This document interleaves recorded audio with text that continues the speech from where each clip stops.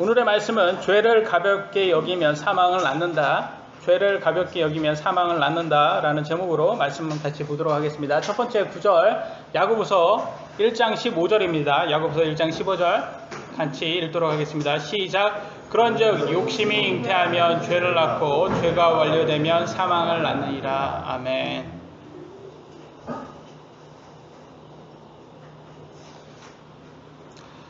우리는 누구나 모두 욕심이 많습니다. 돈의 욕심부터 시작해서 쾌락의 욕심, 잘난 척하려는 욕심, 인생의 자랑이죠. 갑질하는 욕심, 끝도 없습니다. 제가 지난주 설교한 것처럼 크리스천이라 할지라도 절제의 끈을 놓으면 얼마든지 세상 사람들처럼 욕심이 몸 밖으로 나오게 된다 말씀드렸어요.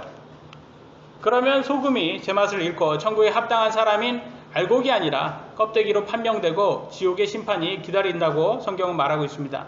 그래서 크리스천이라면 예수님 믿는다고 또는 교회 다닌다고 자만하지 말고 항상 조심하여 선한 행위들을 지속하려고 노력해야 한다라고 성경은 말하고 있습니다. 한번 같이 볼까요? 디도서 3장 8절에 나와 있습니다.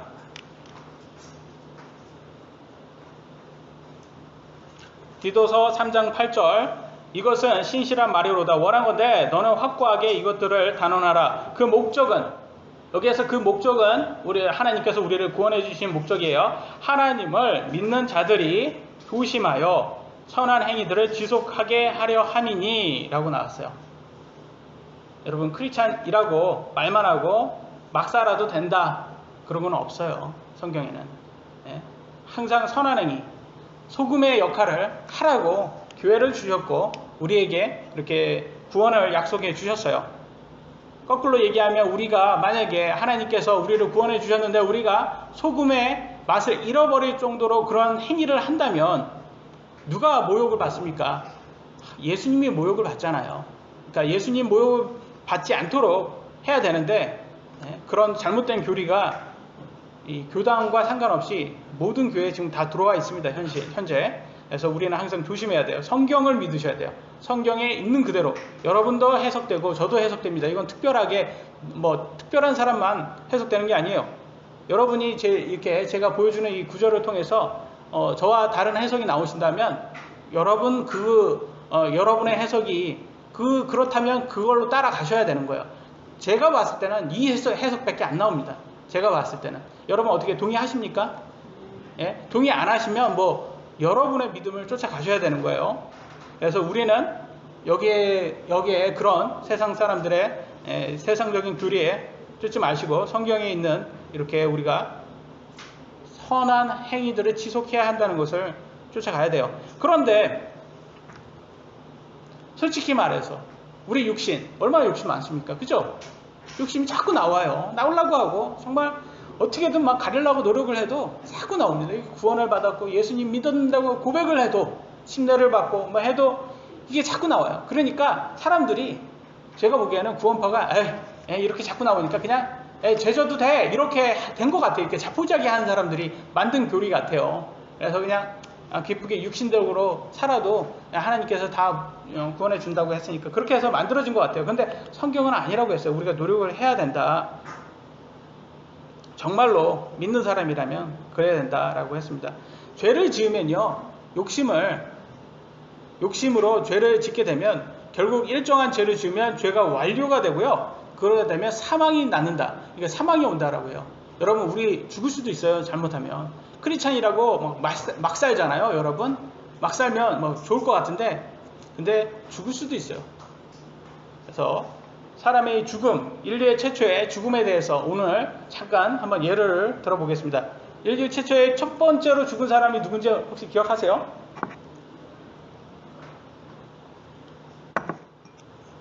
누가 최초로 죽었습니까? 예? 아벨이죠. 예, 맞습니다. 아벨이에요. 아벨이 최초에 죽었어요. 아벨이 죽었는데요. 살인입니다. 살인. 누가 죽였어요. 누가 죽였는지 아세요? 가인. 누구죠? 가인이 아벨의 친형이에요. 친형이 친동생을 죽인 거예요. 그것도 첫 번째 인류 첫 번째.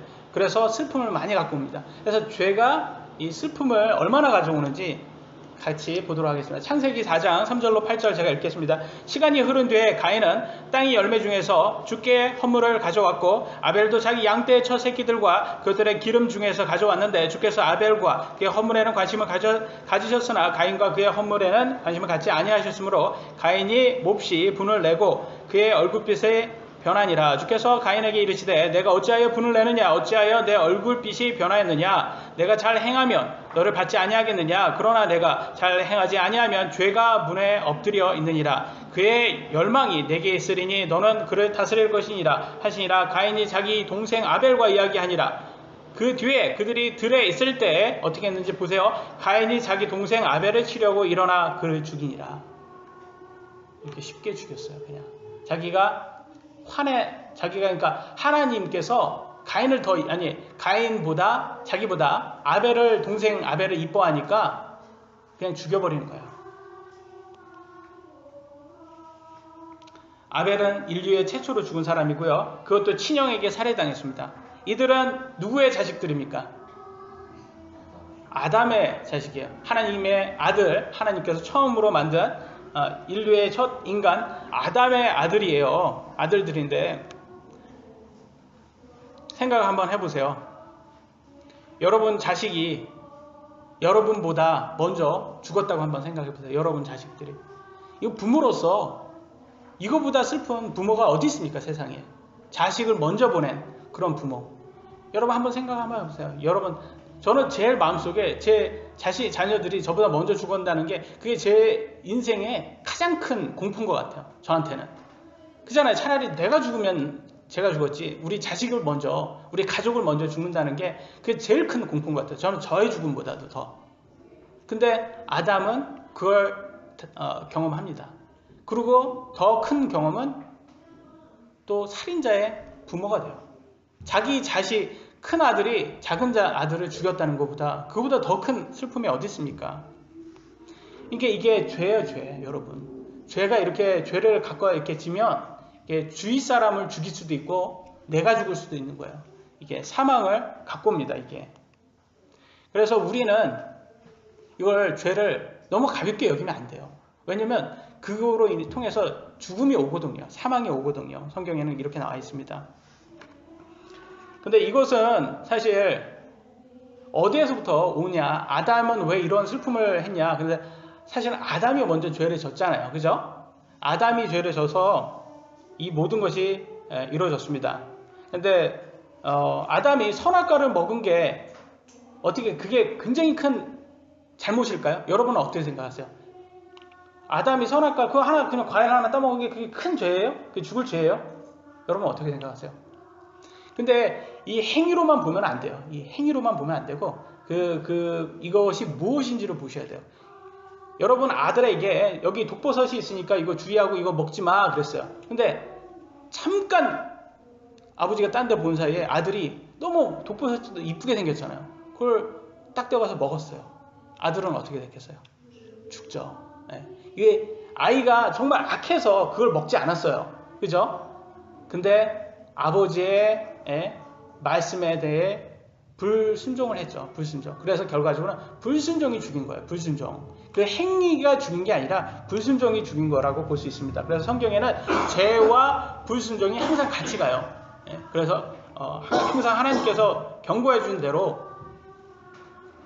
먹지 말았어야 되는 건데 그걸 먹은 거. 그래서 아이의 잘못이라고 볼 수는 없지만 결과적으로는 죽음이 옵니다. 그런 죄. 그래서 우리는 항상 우리 자녀들에게도 독버섯을 먹지 말라고 항상 얘기해주고 가르쳐줘야 돼요. 심지어는 애가 먹으려고 하면 어떻게 해야 되겠어요? 여러분 같으면 어떻게 했어요? 때려서라도 하면 안 되잖아요. 세상에 그런 독버섯들이 얼마나 많습니까? 성경에는 이렇게 나왔습니다. 잠언 13장 24절 회초리를 아끼는 자는 자기 아들을 미워하거니와 그를 사랑하는 자는 어릴 때 그를 징계하느니라. 잠언 23장 14절 너는 그를 회초리를 때려서 그의 혼을 지옥에 건질지니라. 보세요.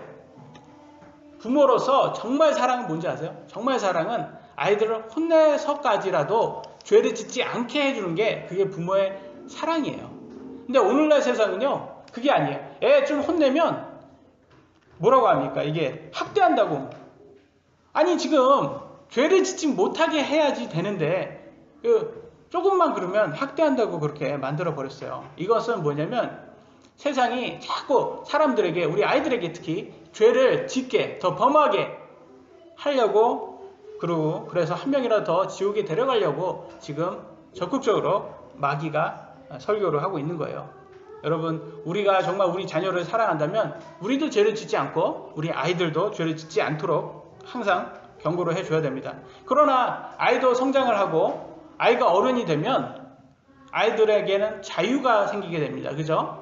그래서 율법에 더 이상 있지 않는 거예요. 우리 아이들이 어른이 되면 이제 신약으로 넘어온다고 생각하시면 돼요. 그러면 이제 자기 마음대로 살 수가 있는 거예요. 그렇지만 거기에 대한 책임이 따라요. 아이가 커가지고 성장해서 술이나 마약을 이제 합니다. 이렇게 독버섯을 이렇게 해요. 근데 아이들은 몰라요. 그걸 몰라서 큰 슬픔을 이제 나중에 맛보게 될 겁니다. 자기 인생에서 맛볼 수도 있고요. 아니면 인생이 죽은 뒤에 심판이 있다고 했죠? 심판에서 맛볼 수도 있는 거예요. 심판에서 반드시 맛을 보겠죠? 하나님께서 분명히 약속했으니까. 그러니까 우리는 항상 우리 자녀들에게 이 죄에 대해서 항상 경고를 해줘야 됩니다. 아담이 이런 슬픔을 경험했는데 성경에는 자세히 안 나와 있어요. 근데 여러분도 그렇고 저도 그렇고 부모잖아요. 우리가 부모인데 부모의 입장에서 아담 한번 한번 해보세요. 여러분 자녀가 죽었어요. 그것도 큰 아들이 둘째 아들을 때려서 죽었어요. 질투로. 이것처럼 슬픈 부모가 어디 있어요? 이거는 성경에서 나오지 않아도 우리는 다 상상이 되지 않습니까? 이게 굉장히 큰 죄잖아요. 이게. 근데 이게 아담이 시작됐다니까요. 아담으로부터 시작된 죄라니까요. 만약에 아담이 선악과가 먹지 않았다면 죄가 없었던 거예요. 근데 선악과를 먹은 게 왜 선악과를 먹었을까요? 아담이. 궁금해서 먹었어요. 먹으면 나도 신처럼 될 수도 있을까? 궁금하잖아요. 별거 아닐 거라고 생각한 거예요. 그러니까 가볍게 여긴 거예요. 죄를 가볍게 여긴 거예요, 여러분. 그래서 조심해야 돼요. 죄를 가볍게 여기면 안 돼요. 로마서 5장 12절 같이 한번 읽어볼까요? 시작. 그러므로 한 사람으로 말미암아 죄가 세상에 들어오고 죄로 말미암아 사망이 들어왔느니 이와 같이 모든 사람이 죄를 지었으므로 사망이 모든 사람에게 임하였느니라. 이 한 사람이 아담이잖아요.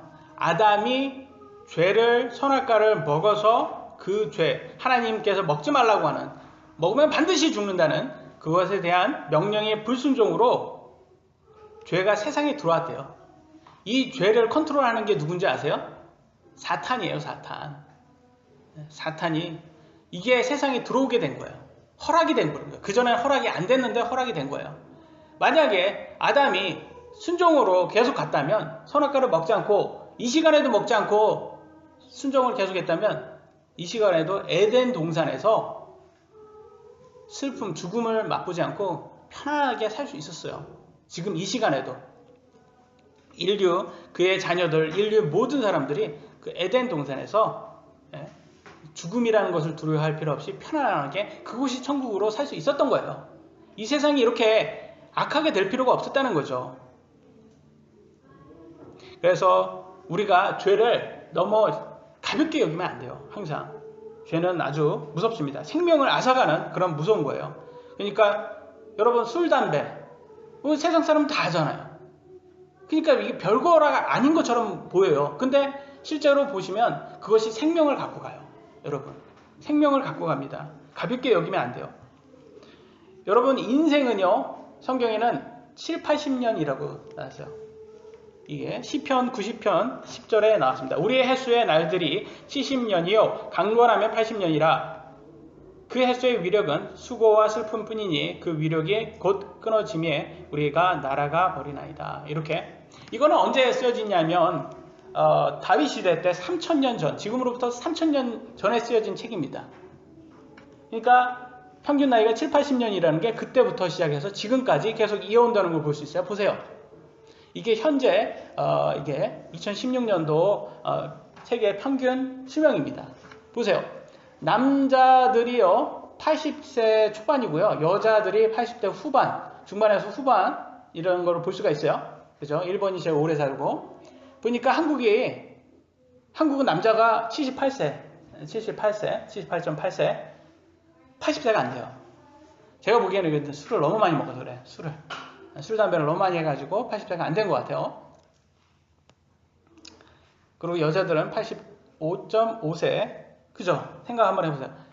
3000년에 이미 예언된 거대로, 뭐 예언이라기보다 그때부터 시작해서 지금까지 7, 80년은 변함이 없어요. 그죠? 어느 나라가 여기에서 90세가 있습니까? 평균? 100세가 있어요? 근데 미디어를 틀어보면 다 뭐라 그래요? 100세 시대 이래. 어디가 100세 시대가 어딨냐고요. 100세 시대에 그렇게 얘기를 해요. 죽음을 자꾸 멀리, 지금 생각하지 마. 죽음은 그거 중요한 게 아니야 지금. 근데 성경은 그대로, 성경대로 세상은 돌아가고 있습니다. 우리가 원하지 않던 세상대로 이렇게 돌아가고 있어요. 그래서 우리 죽음에 대해서 우리는 항상 생각을 해야 되고 준비를 해야 돼요. 우리의 평균 수명도 그렇지만 이 죽음이라는 것은 사실 하늘에 달려있고 하나님께 달려있잖아요. 어떤 사람은요, 평균 수명이 이렇게 해도 평균 수명보다 한참 못 미치게 살다가 죽습니다. 그죠? 어렸을 때 죽은 사람들 있고, 중간은 우리 정도의 40세, 50세 살다가 죽은 사람들 많이 있어요. 근데 오늘 사람들 보면 이렇게 그냥 자꾸 이게 죄를 너무 가볍게 여기는 게, 이게 누가 이렇게 기사 같은 데 보면 그거 내일 아니야 라고, 나는 괜찮아, 나는 뭐 영원히 살 것처럼 그렇게 사는 사람들이 많은 것 같아요. 어떤 기사를 보니까 20, 30대들이 술을 먹다가 시비가 걸려서 싸웠어요. 근데 가인이 아벨을 죽인 것처럼 그렇게 때려서 죽입니다. 이 사람이 이렇게 때려서 죽인다는 게 그게 술 먹고 그런 거 보면 그게 가능한 것 같아요. 그렇게 보면 이게 술을 먹는 것에, 다른 사람 먹으니까 다 먹는 것에 대해서 별거 아니라고 생각하지만, 만약 이 사람이 술을 먹지 않는 사람들이었다면 이때 이걸 이렇게 싸워서 죽었을까요? 아마 이 사람의 생명은 완전히 바뀌었을 겁니다. 근데 이렇게 죄를 간과해가지고 결국 죽음이 맞이하게 된 거죠. 죽는 것을 팔자라고 생각하고 자꾸 죄를 간과하는 사람들이 너무 많아요. 그러나 우리는 알 수 없지만 하나님께서 다 아시고, 우리가 죄를 가볍게 여기다가 죄가 짓고 해서 어느 정도까지 되면 그때 사망이 오는 거예요, 여러분. 그러면 우리도 아담처럼 자식을 잃어버리는 그런 슬픔도 얻을 수 있고, 우리 또한 죽을 수도 있는 겁니다. 그래서 항상 얼마나 후회되겠습니까? 그때 후회하면 안 된다는 거예요. 우리 죄를 간과해서 후회하면 안 되는 거예요. 그래서 항상 하나님 말씀에 순종하는 것이 우리 자동차 탈 때 안전벨트 매듯이 우리를 보호해 주는 겁니다. 그래서 죄를 간과해서는 안 돼요. 물론 우리 예수님 말씀대로 살면, 순종해서 살면 다 편한 삶 이렇게 약속되지 않습니다. 오히려 더 믿지 않기 전보다도 더 큰 시련이 올 수도 있어요. 그러나 하나님께서는 그때 오는 시련은 우리에게 유익하고 믿음을 더 단단하게 해주고 또 보상까지 약속해 주셨습니다. 그렇지만 크리스찬으로서 죄를 짓다가 죽는 것은 이건 창피한 거예요. 정말 창피한 거예요. 잘못하면 이거 죄를 짓다가, 크리스찬으로 죄를 짓다가 죽으면 나중에는 나는 천국 간다고 생각했지만 천국 앞에 딱 섰는데 예수님이 난 너 모른다 이렇게 할 수도 있는 거예요. 이거에 너는 죄를 그렇게 막 마음대로 짓고 와가지고 예수님 믿는다고 그렇게 살고 살다가 여기 왔냐? 나 너 몰라. 그러면 어떡할 거예요? 그러니까 이게 너무 간과해서는 안 되는 거예요. 그래서 성경이 이렇게 나왔습니다. 같이 한번 읽어볼까요? 갈라디아서 6장 7절로 8절이에요. 시작.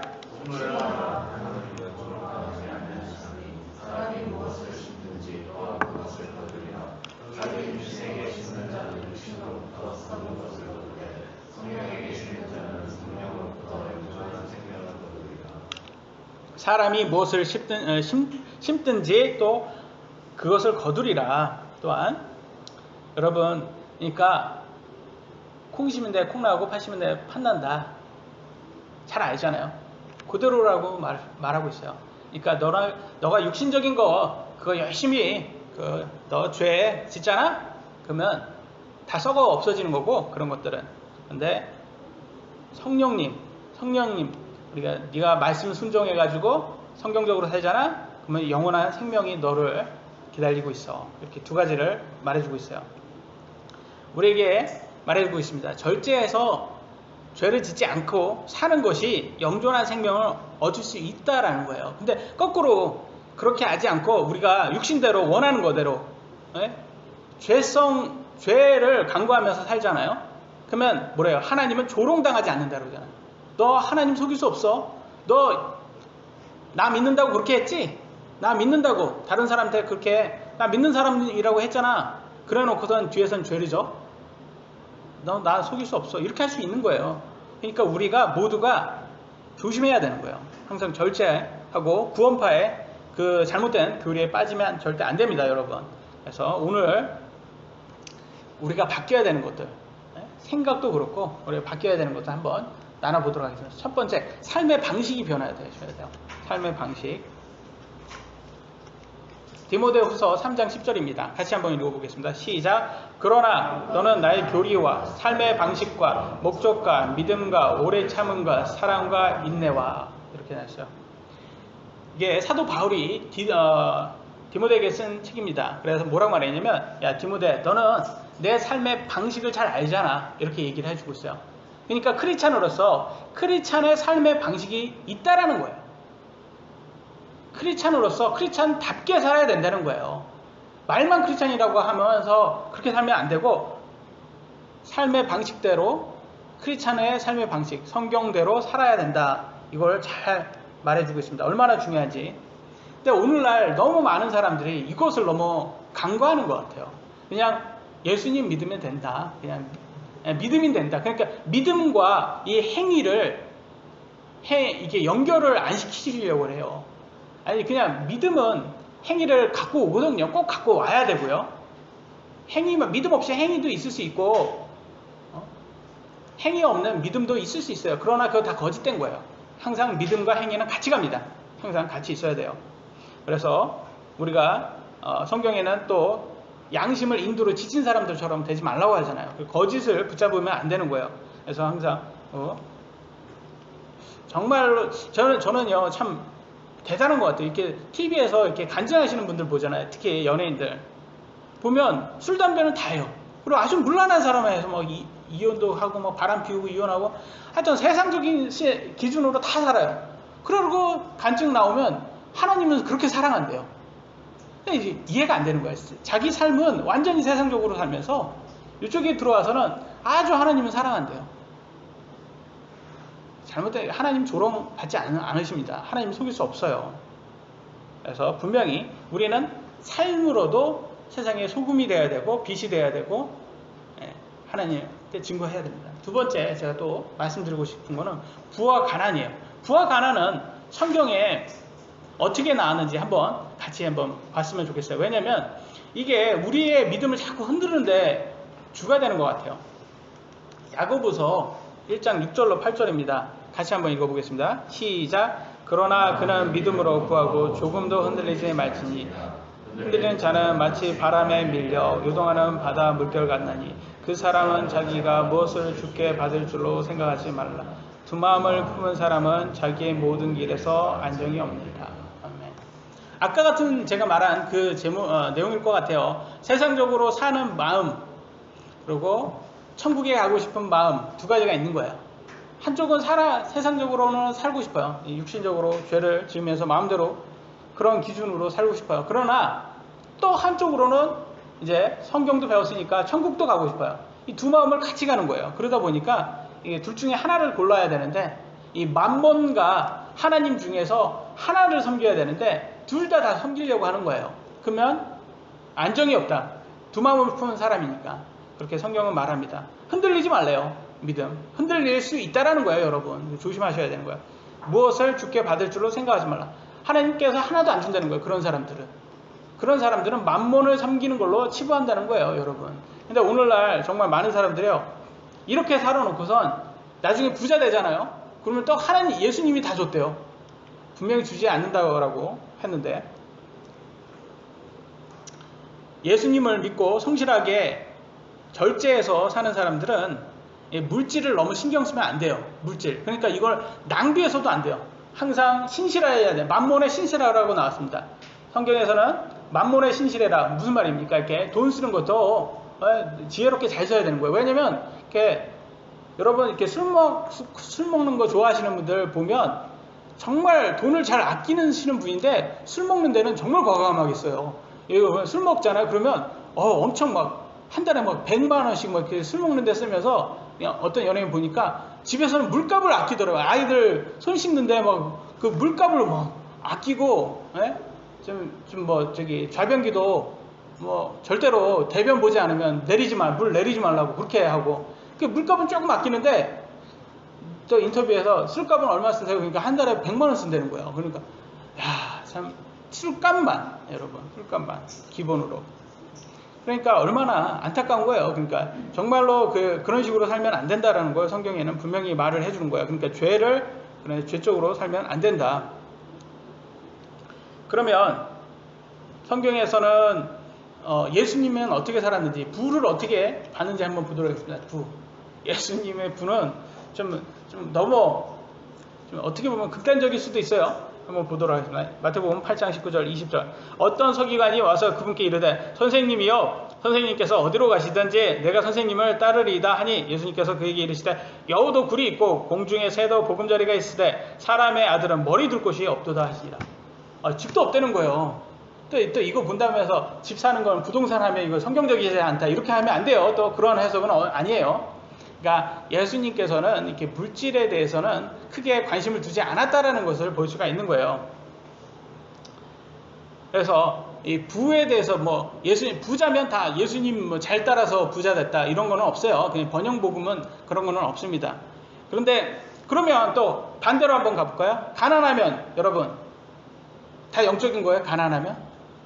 또 아니에요. 또 성경 보세요. 한번 볼까요? 성경 잠언 19장 7절. 이게 좀 더 좋아서 신약에도 있는데 이걸로 선택했습니다. 가난한 자는 그의 모든 형제들도 미워하거늘 하물며 그의 친구들이야 얼마나 더 그를 멀리하겠느냐. 그러니까 많은 말로 그들을 따라갈지라도 그들은 그에게 떠나가느니라. 맞지 않습니까? 성경적으로 그대로 되지 않습니까? 돈 없으면 친구도 그렇고 가족도 그렇고 다 별 볼 일 없어요. 맞아요? 틀려요? 예? 아멘? 맞잖아요. 성경적으로 이대로 되잖아요. 그러니까 돈 있어야 돼요, 여러분. 돈 있어야 되는데 그 돈을 어떻게 쓰는지도 중요하고 무슨 목적으로 할 건지도 중요한 거예요, 그게. 성경에서는 왜냐면 또 만몬의 이 돈에 대해서 신실하라고 했어요. 왜냐면 이렇게 해야지 전도를 할래도 돈 없으면 전도가 못 해야죠. 전도를 해도 사람들이 다 떠나니까 친구들도 막 만나주지 않으면 어떻게 전도합니까? 가난하면 전도하기도 어렵다. 우리나라는 지금 불교 영향이 좀 심해서 그런지 이렇게 가난하면 다 성실하고 좋다고만 생각을 하는 것 같아요. 가난하면. 이게 잘못된 생각인 게 성경에서는 또 이렇게 나왔습니다. 무조건 가난한 게 좋은 게 아니라고 말해요. 디모데전서 5장 8절이에요. 그러나 누가 자기 친족 특히 자기 집 사람들을 부양하지 아니하면 그는 믿음을 부인한 자요 불신자보다 더 나쁜 자니라. 불신자보다 나쁜 자니라. 여러분, 가족 부양해야 돼요? 그게 성경적입니까? 성경적이잖아요. 그러면 가족 부양을 해야 되면 돈이 있어야 되잖아요. 그죠? 예, 돈 있어야 되는 거예요. 그래서 성경에서는 뭘 했냐? 가난하면 게으른 것처럼 이렇게 해석이 나와요. 게으른 것처럼. 그러니까 부지런하니 열심히 벌어라. 물론 부지런하게 하면서도 가난한 사람들이 있지만 그것도 좀 지혜적으로 한번 봐야 돼요. 왜냐면 또 술 먹고 그런 걸로 탕진하는 사람들도 많거든요. 일은 열심히 하는데 막 쓸데없는 거, 죄로 탕진하는 사람들이 되게 많아요. 그렇게 살지는 말고 신실하게 살아서 일정한 금액을 갖고 일정한 일정한 재정으로 자기 가족도 부양할 수 있는 사람, 부지런히 살면서. 그게 오히려는 성경에서는 좋은 사람, 믿는 사람의 좋은 예를 주고 있어요. 그래서 부와 가난, 성경이 생각하는 부와 가난에 대해서 우리가 얘기를 했어요. 그러니까 너무 이렇게 부를 막 이렇게 예수님은 부를 추구하지도 않았고, 그러면 가난을 또 추구했냐? 그것도 아니라는 것을 또 볼 수 있어요. 왜냐면 또 가난하면, 너무 가난하면 그건 또 모범이 되지가 못하는 거야. 너무 모범. 그래서 생각 한번 해보세요. 제가 여기 앞에서 여러분한테 저 가난해 죽겠어요. 가난해 죽겠어요. 그럼 얘가 이게 모범이 되냐고요. 그러니까 이게 무슨 말이냐. 제가 가난해 죽겠어요. 이거면 헌금 더 내라는 그 뜻밖에 안 되는 거예요. 이게. 목사 죽겠습니다. 그잖아요, 여러분. 실제 그런 목사들이 있어요. 근데 대형교회예요. 근데 맨날 돈을 그렇게 내라는데 보면 대형교회고 아주 잘 살면서도 또 그렇게 하더라고요. 제가 만난 분 중에서 구원파에 선교사로 파송 나가셨던 분인데, 근데 그거 웃겨요. 구원파에 선교사로 파송 나오면 전 재산을 교회에 다 드리고 처음부터 시작을 하라고 했대요. 그러니까 선교사니까 선교사 나가면서 다 드리고 이제 기도로서 하나님께 기도로서 다 하나님 주실 거라고 생각하고 시작을 한 거예요. 그러니까 어떻게 했어요? 얼마나 아이들 학용품 값도 없어서 그렇게 가난했답니다. 그래서 이 성도들이 막 너무 불쌍해가지고 막 엄청 막 그렇게 했다고 해요. 근데 정작 그렇게 가르쳤던 교주들을 한번 보세요. 얼마나 잘 사는지. 아주 호화롭게 살아요. 그러면 그들의 행위를 보면 그들의 믿음이 어디 있는지 아시겠죠? 그런 거예요. 그렇게 가르쳐봤자 순간 자기는 그렇게 안 살면서 왜 그렇게 가르치는지 왜? 그들의 믿음은 돈에 있기 때문에 그런 거예요. 그래서 사람들 그렇게 거짓으로 해가지고 돈을 그렇게 챙기려고 뒷돈 챙기는 가룟 유다와 같은 믿음을 가진 사람들이기 때문에 그런 거예요, 여러분. 그러니까 부와 가난, 성경에서 말하는 부와 가난 어떻게 말하는지 우리가 보였습니다. 그래서 저는 항상 그렇게 생각해요. 우리가 할 수 있는 한 가장 부지런하게 일을 하고 할 수 있는 한 잘 열심히 해서 하나님을 위해서 잘 써야 된다. 그게 좋은 모범이다 라고 성경은 말하고 있다. 마지막입니다. 믿음으로 인내입니다. 믿음으로 인내. 야고보서 1장 12절입니다. 같이 한번 읽어볼까요? 시작. 시험을 이기는 자는 복이 있나니 그가 단련을 받은 뒤에 주께서 자신을 사랑하는 자들에게 생명을 받으리라. 아멘. 여러분, 우리 크리스찬들은요 인내가 필요해요. 왜냐면 시험을 받거든요. 그래서 시험을 견디는 자는 복이 있다고 하고 있어요. 단련을 받는데요. 그 다음에 생명의 관을 받는다고 말하고 있습니다. 그 말은 뭐라고 말하냐면 우리의 크리스찬의 삶은, 이 땅의 삶은 그냥 쉬운 삶이 아니라는 거예요. 항상 단련 받아야 되는 삶이고 절대로 더 쉽지 않습니다.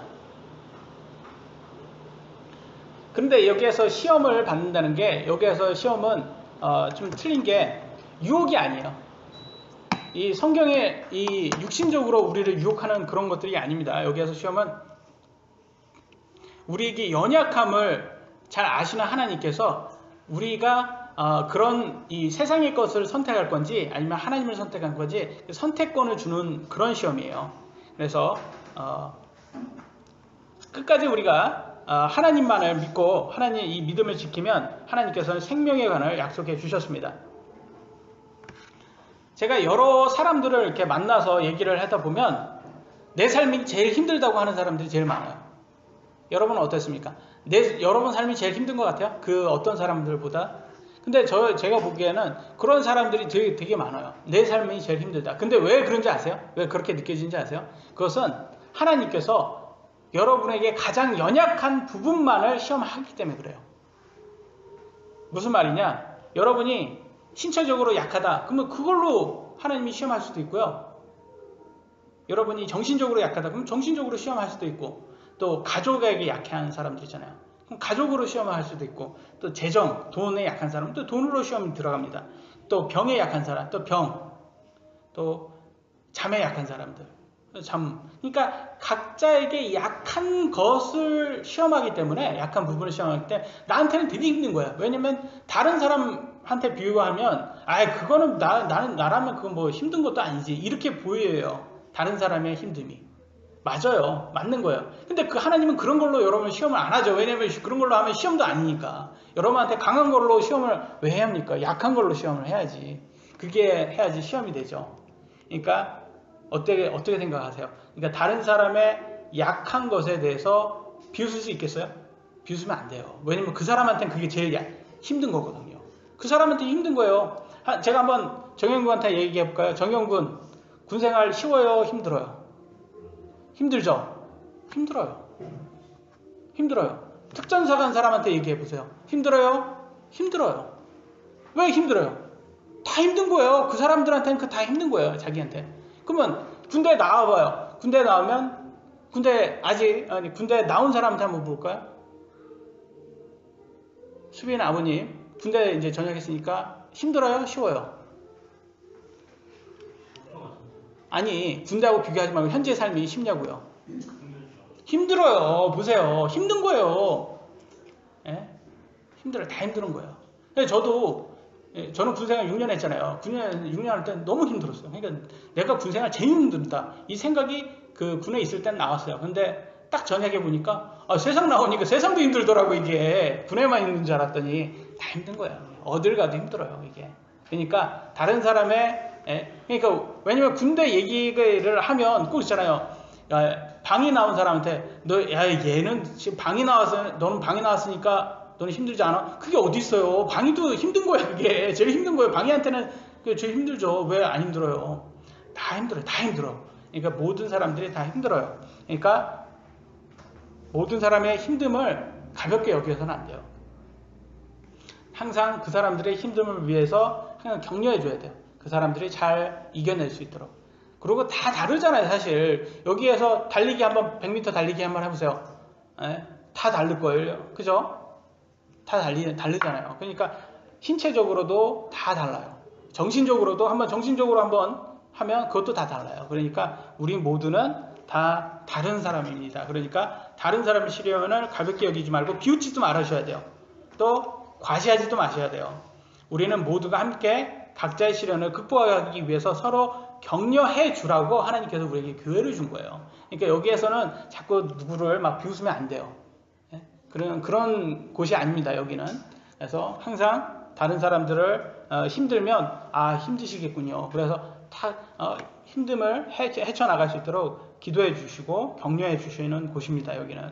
그래서 우리가 이렇게 해서 시험이 많이 올 거예요. 지금도 오고 있고 많이 옵니다. 이거는 구원 받은 사람이나 안 받은 사람이나 다 있어요. 근데 결과적으로 구원 안 받은 사람들은 당연히 세상의 것을 택할 것이고 세상적으로 멸하게 되겠죠. 근데 우리는 구원 받았으니까 받은 사람들은 이제 끝까지 우리의 시험을 이제 믿음으로 시험이 될 거예요. 근데 여기에서 끝까지 믿음을 지킨 사람은 하나님께서 생명의 관을 준다고 약속해 주셨습니다.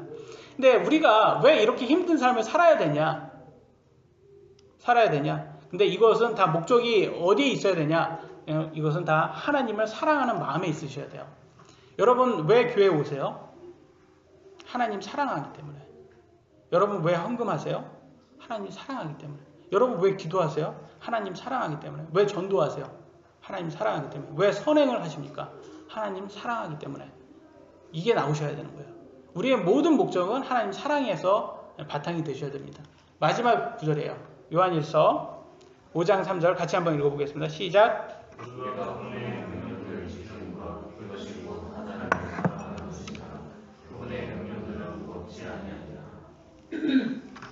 저는 하나님의 명령을 무겁지 않다는 이 구절이 하나님을 사랑해서 여러분이 하나님 말씀에 순종을 하려면 이게 무겁지가 않아요. 근데 하나님을 사랑하지 않고 순종을 하려고 하잖아요. 너무 무거워요. 이 명령은 너무 무거워. 정말 하기 싫어 죽겠는데 해야 되는 거예요. 근데 여러분 사랑하잖아요. 하나님이 사랑하잖아요. 그러면 이게 무겁지가 않은 거예요. 이게. 왜냐면 나는 그 이상도 할 수 있는 거예요. 그 이상도 할 수 있는 분에게 이 정도는 당연히 너무 쉬운 거예요. 그러니까 이게 무겁지가 않게 되는 거예요. 그래서 여러분 정말 하나님 사랑한다고 말만 하지 마시고 명령을 지키시는 분이 되셔야 되는 거예요. 그래서 저는 우리 물건 침례교회 성도분들이요 죄를 가볍게 여기지 않으셨으면 좋겠어요. 왜냐면 이거는 믿는 사람이나 믿지 않는 사람이나 죄를 너무 가볍게 여기다가 결국은 사망에 이릅니다. 이게 우리가 7, 80년인데 7, 80년 이거 다 채우고 죽을지 그 전에 죽을지 아무도 모르는 거예요. 그런데 여러분 채우고 죽고 싶다면 적어도 그 다음에 하나님의 이 죄를 가볍게 여겨서는 안 되는 거예요. 그래서 항상 죄를 멀리하려고 하나님의 말씀에 순종하고 특히 하나님을 사랑해서 하는 게 목적이 되신다면 그러면 그 삶 자체도 항상 평안으로 가득하시고 힘들면서도 잘 극복하실 수 있는 그런 신앙생활이 될 거라고 믿습니다. 그래서 오늘은 여기까지 말씀 전하도록 하겠습니다.